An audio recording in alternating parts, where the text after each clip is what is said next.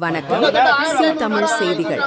ராணிப்பேட்டை மாவட்டம் பரதராமி அருகே கணியனூர், பாளையம், மோசூர் சுற்றுவட்டார பகுதிகளில் சுமார் 1500 மரங்கள் வெட்டப்பட்டதாக கூறி பொதுமக்கள் எதிர்ப்பு தெரிவித்தனர்.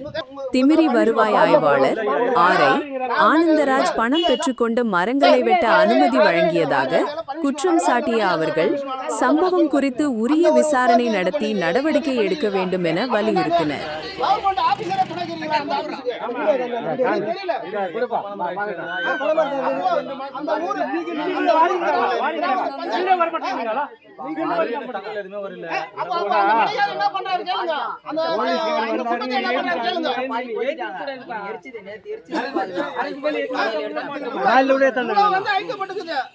என்ன ஸ்டெப் முடிவு எடுப்பீங்க?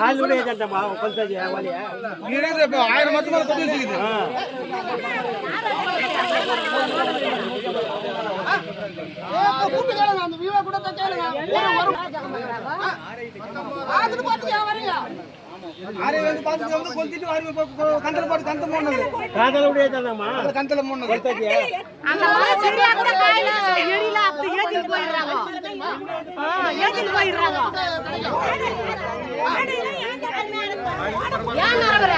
ஏன்